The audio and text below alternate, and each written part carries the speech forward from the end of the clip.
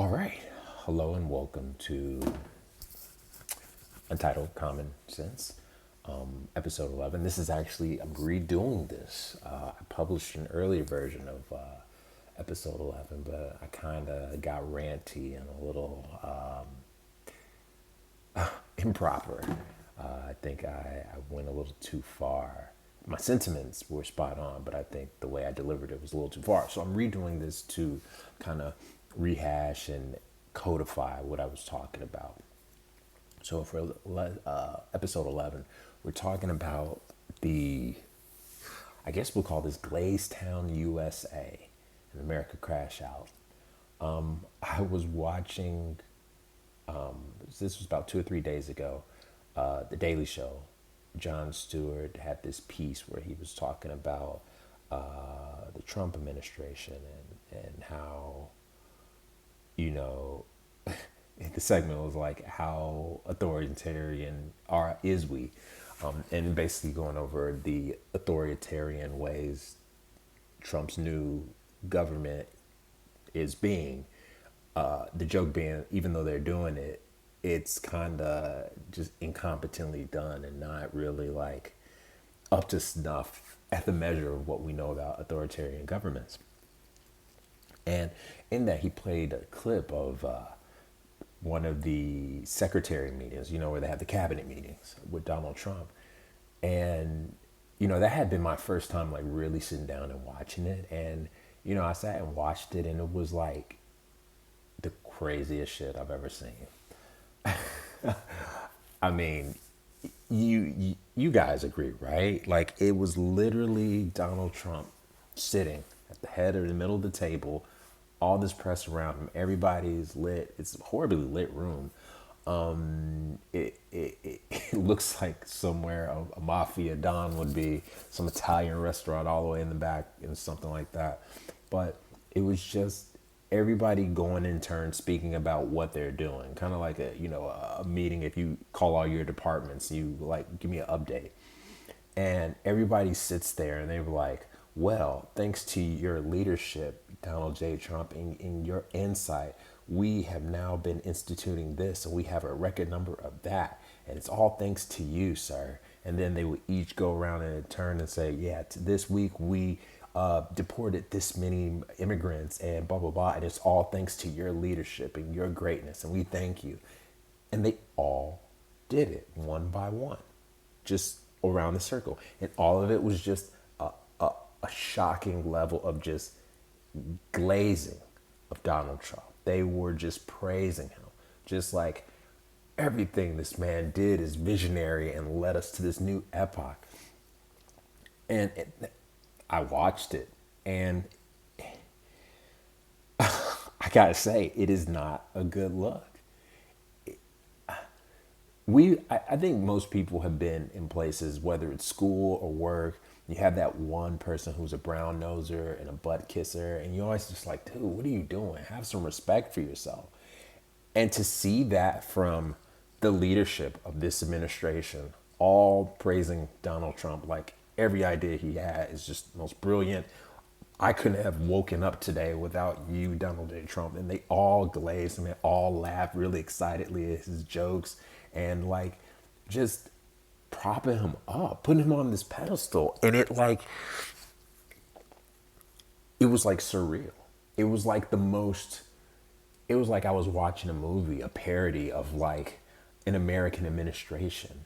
And I know like in this country there is brown nosing. It's a thing. People with status and power, generally, there's somebody who's going to want to, bootlit, brown nose, ass kiss. They're going to want to do that.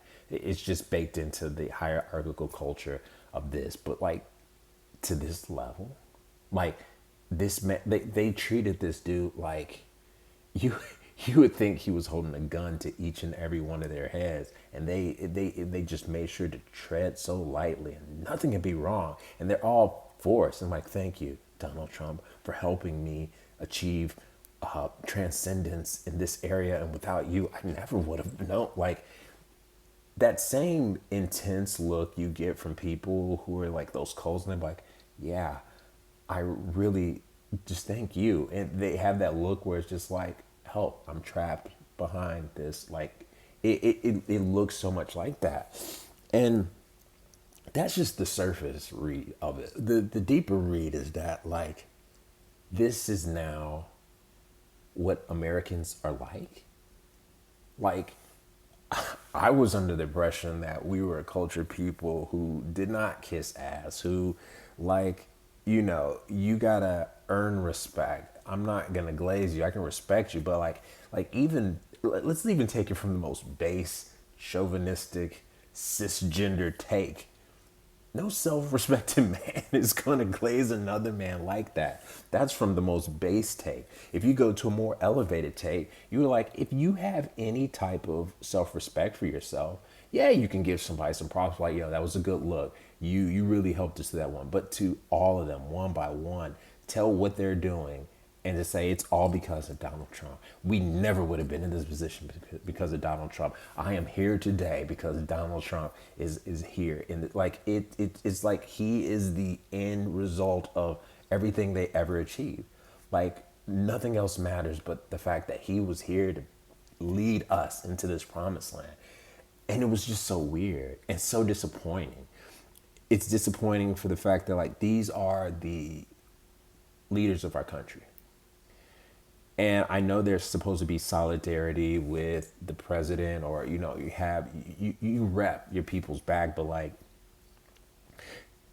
you have to agree that unmitigated allegiance to anybody is not a good thing. Donald Trump is a flawed man. Now, I'm not saying that he's not doing good things. I don't personally really think so. I'm sure there's something that slipped through the cracks. I don't think he's good at the job. I don't think he commands the respect as a person to be fawned over that way. I don't think he's serious about the job. I don't think anything he's done is really worth praising. And to see all these people who have, in their own way, well, some, let's say like a Mark Rubio, who I think used to take government seriously, have to sit there and say, well, we at the State Department are doing this and it's all thanks to you, Donald Trump. Like, how crazy would it be if you went into your meeting at your job and you had to kiss the ass? Everybody went around the room kissing the ass of their boss. Like, you'd be like, what the fuck is this cult shit? Like, why are we doing this? Like, not only is it like ludicrous, it's demeaning as fuck, dude. It's like, it's an abasement of your own personal autonomy. I would hate it if I had to be like, oh, it's Monday. I have to go in and I have to go glaze my boss. He just needs it, He just needs us to make him feel like he's the shit. And then conversely, if you're Donald J. Trump, this is what you want. I thought people hated it when they were being lied to. Like, you could just tell fakeness. Like, does he not care about fakeness? Like, if I was surrounded by people and they're all giving me these sycophantic, like, appreciation thanks and stuff, I'd be like, dude, I'm so turned off. All respect lost for you. And he seems to enjoy it. Like, does he have somebody as soon as he wake up to say, good morning, President Trump, you are the sun, the moon, and the stars. And I just want to say that without you, my grandfather never would have come over to Ellis Island because he knew you were going to be here, and it's all because of you. Like, does he have people doing this? And the fact that, like, people are like, you know what? This is the decision. This is the direction I want to go in my life. I went to Harvard. I got top marks. I had a really illustrious career in this industry where I was a thought leader and provoker and a leader. And today I want to be the new glaze general of Donald Trump. I want to make sure that his ass is as smooth as a baby's bottom after I kissed it. I want to make sure that he feels that I have jerked him off in the way that's most appropriate for him to get his morning started. And this is what they're doing willingly. And this is what everybody's doing. And it's so fake. And it's crazy to me that these are people who, and not all of them, I don't think Pam Bondi is serious. I feel bad for her. She went to law school. She engaged in a profession that, by all accounts, it's not easy for women. First off, she did it in Florida. I know lawyers, they did the bar. That shit's hard. And so you do all of this, achieve all these things. And I'm not saying her career's stellar, from what I've heard, nobody really like thought much of her. But for the high note of your career to be kissing somebody's ass who's not good. He's not good. He's just not good at what he does. It'd be different if Donald J. Trump was the Michael Jordan of this political shit. And he was like, yeah, he's cutthroat as hell, but the nigga gets results. If he's winning chip after chip and you're just like, damn, I don't kind of like the way he does it, but the way he does it is masterful. If he was like, making this shit look easy, maybe we have something to say, Because we do here in America give a certain amount of allowance if the results are there, but the results are not there. The results are not there. And they're glazing him like he is putting in some next level shit. Like he's single-handedly elevating humanity from being base mortals to fucking immortal gods or something. Like he's the missing link. And that's not the case. And they do this every time they're with him. Thanks to Donald J. Trump for his foresight. Like, you gotta compliment him in this grandiose way. And it's so fake and so theatrical and so over the top. And it's so weird to look at that. And then you're here in America and you can't say nothing if another country's like, yo, America's a bunch of clowns, because we're doing literal clown shit. And it's crazy. And this is becoming normalized. People are like, yo, I like that ass kissing. America's some good ass kissing. I like that. A nation of leaders, nah, man, they're bootlickers. They love the taste of insult. They like, man, let me get all that steel toe boot all up in my mouth. Like, it's so sycophantic. It's so weak. It's so, as a man, lacking of respect for oneself. As a woman, lacking respect for yourself. These are men and women who I would assume wanted to achieve something, and they throw all their self-respect away, all their self-worth away, just to glaze a man who's not even taking the shit seriously. He's over here just fucking around. And this is the pinnacle of your career. You can put on your resume, I glazed Donald Trump for 4 years. Accomplished nothing. Had a chance to really change the direction of America in a positive way. Keep in mind, Trump and his whole cabinet, probably I would say is probably one of the most aligned, one of the most, in terms of a machine, they're firing on their cylinders. Everybody, no. In one respect, what they're trying to do, their ultimate goal to enrich themselves, I think their implementation is horrible. I don't think, like, if they were competent, they would have taken over the world. But unfortunately, they're not. They're a group of misfits, thugs, grifters, stupid people. They're just really bad at it. So not only do we have a show of American leadership that is feckless, it's full of cowards, it's weak-willed, they have no self-respect, but they're also incompetent. They lack any type of like real critical edge. They just kind of fearmonger, and they're extremely greedy. They're like all of these horrible things. And at the end of the day, you still got to kiss ass. You're not winning. You're not doing it well, and you still got to kiss ass. It seems like the shittiest job. And now I see why people just left that administration. They're like, dude, this shit is stupid. Why am I sitting here being stupid? But now you have administration like, yo, I'll be your Huckleberry, which is sad. And now they're being paraded out in front of the world because lights, camera, action in the Trump administration. Let's show them all how dumb America is. Like, he single-handedly ruined the way the world will look at United States for decades to come. And there's nothing we can say otherwise. Decades to come. They're like, America is a country full of clowns. You know that meme where it's got the guy putting on the clown makeup, at the further you go down the hole, it's like America. He's just there with the red nose. And then it's like America voting for Donald Trump, and he put the little smile. And then it's like America voting for Donald Trump and thinking he's bringing great change. And then it's got like you putting on the makeup, you got the white face. And then it's like America glazing Donald Trump thinking he's bringing the secular revolution. All the while the world burns down around him. And then you're full clown face. That's what it is. That's what America is. And it's funny, but it's not. Because when you look at the end result of it, you have a country in disorder. Who knows what's going to happen with the economy, which is all they care about. That's the one thing they care about, and they're fucking it up. Socially, we're regressing. We are becoming everything we've accused all these other third world, fascist, autocratic governments of being. We seem to be embracing our own downfall. Like, we just seem paralyzed. It's hard to put a pin on what exactly is happening, but it's not a good look. And you can see that the people who are really behind this are reveling in it. Like, they don't care that it's disorderly, that it's chaotic, just as long as they can break some shit, hurt some people. Like, in that same thing on Jon Stewart got serious for a moment because President Bukele and Trump were having this like Laurel and Hardy routine where they were like, can you get him out? I can't get him out. Can you get him out? I don't get him out. I thought you can get out. No, I can't get him out. I thought you can get out.